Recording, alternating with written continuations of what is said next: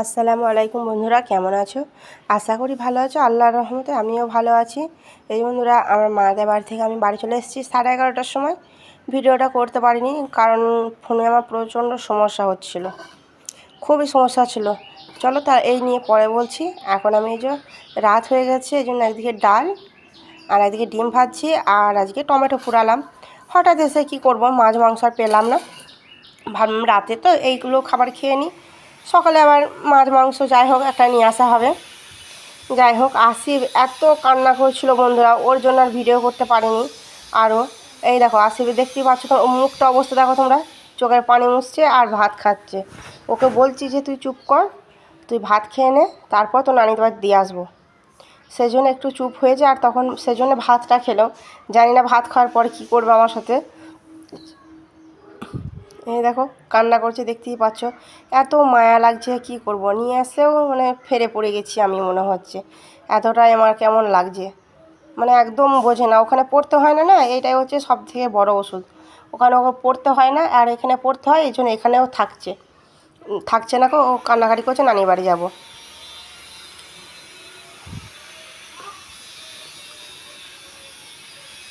ও এদিকে আমার আব্বা ফোনে কথা বলছে, আবার কার্টুন দেখছে। ফোন চালাবে আবার এদিকে কার্টুন দেখবে, দুটোই একসাথে।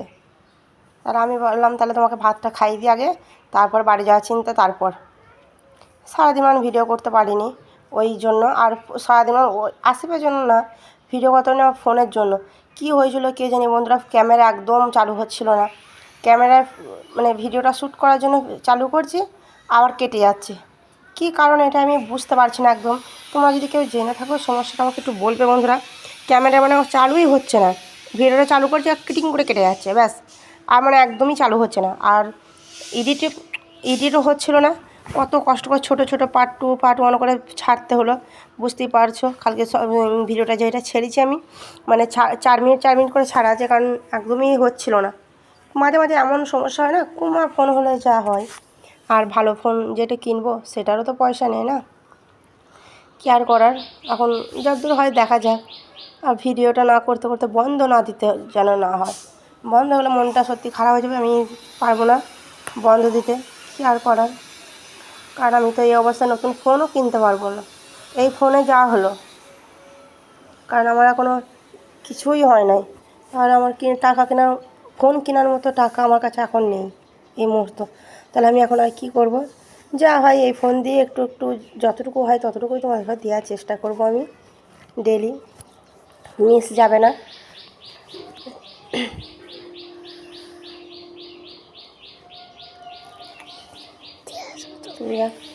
বাড়ি ওকে তো ভাতটা আগে খাওয়াই বেশি দিন। কালকে ওই মাছ মাংস যা হয় একটা কিছু নিয়ে এসে তখন রান্না করা হবে।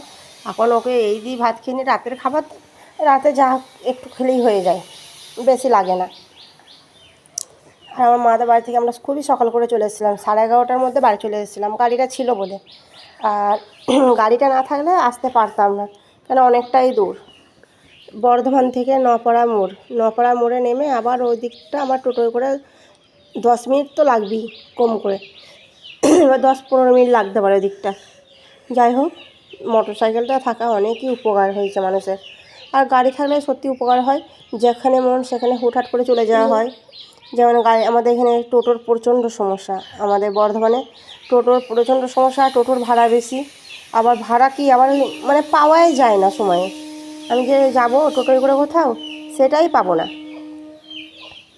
চলো আসিফকে ভাতটা তাড়াতাড়ি করে খাইয়ে দিয়ে ওকে ঘুম পাড়ানোর চেষ্টা করতে হবে। ও যদি একটুখানি ঘুমিয়ে যায় তাহলেই আমার মানে নিশ্চিন্তে থাকতে পারবো, রাতটা আমি ঘুমাতে পারবো। আর ও যদি না ঘুমায় তাহলে আমি রাতে তো ঘুমাতেই পারবো না, কারণ ও প্যাঁ প্যাঁ করে কাঁদবে, তাহলে ঘুমটা কী করে হবে। আর ওরা আব্বুর কাছে কিচ্ছু করছে না, যা করছে আমার কাছে যা করছে, আবার কিছু বলছে, আবার আমাকে মারতে লেগে যাচ্ছে। আমি মারটাই খেতে হচ্ছে, কিছু করার নেই। এখন ওকে তো বোঝাই, উল্টে আমি মারতে তো পারবো না, ওই আমাকে মারছে। আর ওর আব্বুর কাছে কিচ্ছু বলছে না, যে না আব্বুর কাছে আমি তাও বলছি তোর আব্বুকে বলো গা, আব্বুকে যা মন তাই বলো, আমার কাছে এসো না। শুনবে কেন? সে আমার কাছে আম্মু চলো, আমাকে নিয়ে চলো নানির বাড়ি, আমাকে দিয়ে আসবে চলো। তাহলে তোমরাই বলো বন্ধুরা, এ রাতে কে যাবে? এ রাতে বাস পাবো আমি? এখন 9:30 থেকে 10টা বাজছে, এত রাতে আমি বাসটা কোথায় পাবো যে ওকে আমি দিয়ে আসবো? আমি তাও বলছি তোমার আব্বুর মোটর সাইকেল আছে, তোমার আব্বুকে বলো, তোমার আব্বু মোটর সাইকেল করে দিয়ে আসবে, তাও শুনবে না। যাই হোক, তাহলে চলো বন্ধুরা, ওকে ভাত খাই দিয়ে আমি বিছানাটা করব। দেখি চলো। এ দেখো, ভাত খেতে না খেতেই ফোন দেখতে লেগে গেছে, ঘরে শুয়ে পড়েছে। আমি মশারিটা খাটিয়ে দিই, কান্না করছে, দেখেই বুঝতে পারছো তোমরা, মানে ও কান্না করছে যায়নি বলে। রেগে তো একবার আগুন হয়ে আছে আসিফ, ওকে দিয়ে আসিনি বলে। আমি মশারিটা খাটিয়ে নিই, তারপরে একটু পাঁচালি করবো, কারণ ভাত খেয়ে তো সঙ্গে সঙ্গে শোয়া হয় না, একটু পাঁচালি করতে হয়। তাহলে চলো আমি মশারিটা খাটিয়ে নিই। এই যে আমার মশারি খাটানো হয়ে গেছে বন্ধুরা, চারিদিকে গুঁজা হয়ে গেছে। আর ও থাকুক একা, আমি এবার একটু পাঁচালি করতে যাবো। দেখো তোমাদের দেখিয়ে দিচ্ছি যে মশারিটা খাটানো হয়ে গেছে। আর এত গরম করছে, আবার মশারি খাটালে ফ্যানের হাওয়াটা ঢোকে না। আবার মশারি না খাটালেও হবে না বন্ধুরা, মশারি না খাটালে আমি শুতে পারবো না, কারণ মশা আরও অন্য কিছু অনেক সেফটি থাকে মশারি খাটালে। মশারি খাটিয়ে সময় অনেক নিরাপত্তা জায়গা। এই যে আমি বাইরে বার হয়ে গেছি মশারি থেকে, ও একাই আছে। চলো আমি এবার বাইরে একটু পাঁচালি করে নিই। এই ঘরে দরজাটা লাগিয়ে দিলাম, সব কিছু ভরে দিয়ে, সব কুটি কাটি দিয়ে আসবে ব্যাগটা, এই ব্যাগে করে ও জামা কাপড় নিয়ে গিয়েছিলো, ব্যাগটা রেখে দিলাম।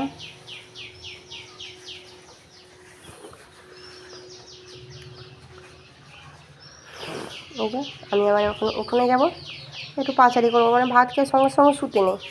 আর শুলে মানে ইয়ে হইবে, একটু পাঁচালি করে খাবারটা একটু হজম হয়ে গেলে তবে ঘুমটা আরামে হবে। এই জন্য রাতে আমি প্রত্যেকটা দিনই পাঁচালি করি, আবার এক একদিন হয়তো হয়ও না, প্রত্যেকটা দিনের সময়ে করতে পারি না। এই রাতে দেখো কত সুন্দর উজ্জ্বল করছে। এই এত সুন্দর উজ্জ্বলটা হওয়ার কারণ আমাদের বাড়ির সামনে একটা বিয়ে আছে, এই জন্য আমাদের গেটের সামনে লাইটটা দিয়েছে বলে ঘরটা কত সুন্দর লাগছে। দেখো বন্ধুরা কত ভালো লাগছে আলোয়, এরকম প্রত্যেকটা দিন যদি এরকম আলো থাকে কতই ভালো হয়, তাই না?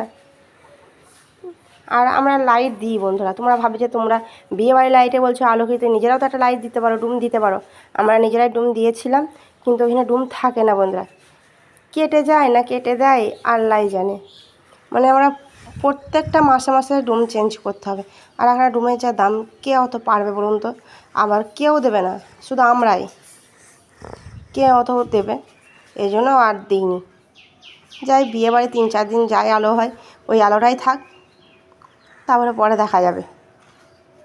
আজ আসবে সাইকেলটা এখানে রাখা আছে, এতদিন ঘরে ভরা ছিল, আজ অনেক দিন পর আসবে সাইকেলটা বার হলো। এই দেখো, চলো আসিফ কী করছে দেখি। বন্ধুরা আসিফ এখনও শুয়ে আছে, একভাবেই ও শুয়ে আছে, দেখেছো বন্ধুরা? ও একটু নড়িনি, ওইখানেই চুপচাপ শুয়ে আছে, ও নানির বাড়ি যাবেই। যাই হোক বন্ধুরা, আজকে ভিডিওটা আর বেশি বড় করব না, তোমরা ভালো থাকবে, সুস্থ থাকবে, আল্লাহ হাফেজ।